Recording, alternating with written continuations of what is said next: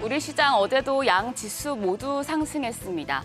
전 거래일보다 상승폭을 더 키워서 시장의 기대 역시도 키웠는데요. 오늘의 키워드, 회복 시그널입니다. 어제 코스닥이 2% 넘게 올랐습니다.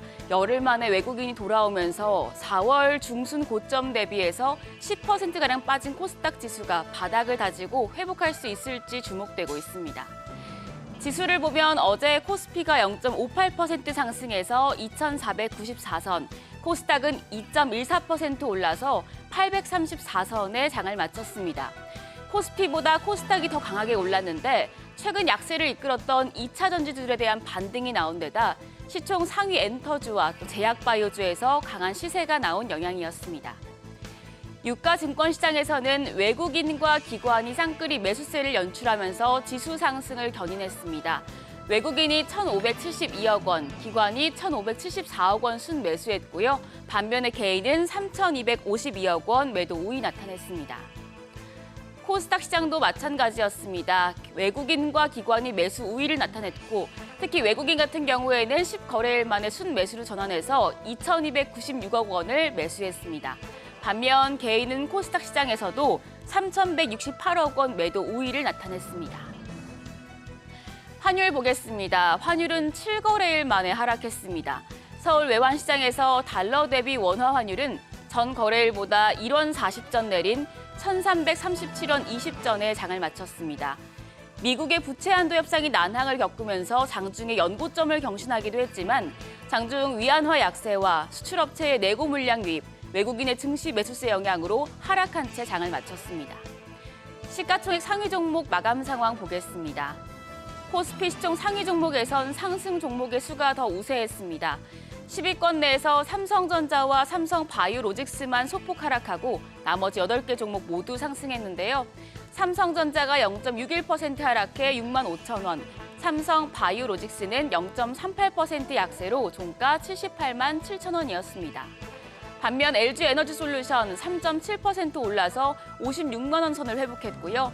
SK하이닉스도 2거래일 연속 강세를 보이면서 1.66% 상승, 종가는 9만 1,900원이었습니다. 또 LG화학과 삼성 SDI가 2% 넘게 올랐고 LG화학 70만 원 선을 돌파하면서 종가 70만 9천 원, 삼성 SDI 종가 69만 1천 원이었습니다. 그 밖에 현대차가 0.9%, 기아 역시 0.92% 올랐고요. 네이버는 2.65% 상승하며 종가 21만 3천 원이었습니다. 코스닥 시총 상위 종목은 상승세가 더 강했습니다. 9개 종목이 일제히 올랐는데요. 에코프로비엠과 에코프로, LNF, 2거래일 연속 올랐습니다. 에코프로비엠이 1.31% 올라 23만 2천 원, 에코프로가 3.09% 올라 56만 8천 원, LNF가 2.58% 상승하며 종가 25만 8천 원이었고요. 셀트리온 헬스케어가 2.08% 오른 가운데 HLB가 14.12% 급등을 했습니다. 미 식품의약국에서 간암 치료제인 리보세라닙 허가 신청을 완료했다는 소식에 영향을 받는 모습이었습니다. 다음으로 JYP엔터 호실적 속에 4거래일 연속 상승하면서 어제도 신고가를 기록했죠. 3.55% 올라서 종가 11만 9,500원이었고요. 그 밖에 셀트리온 제약이 2.71% 상승했고 카카오게임즈와 펄어비스도 강세였습니다. 반면에 오스템 임플란트는 0.11% 소폭 약세로 18만 5,700원에 장을 마쳤습니다. 시장 업종별로 보면 엔터주가 호실적이 지속될 것이란 전망에 상승세를 이어갔습니다. 건강관리 기술 업종에서는 원격 진료 관련 테마가 비대면 진료 시범 사업 시행안이 공표될 것이란 소식에 강한 강세를 나타냈고요.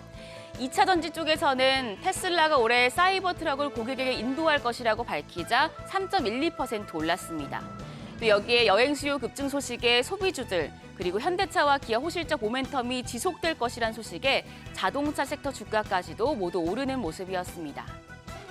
다음으로 여러 증권사에서 긍정적인 뷰를 제시한 식품 업종에 대한 보고서 체크하고 가겠습니다. 하나증권은 음식료 섹터가 2분기를 기점으로는 반등을 할 수 있다고 전망을 했습니다.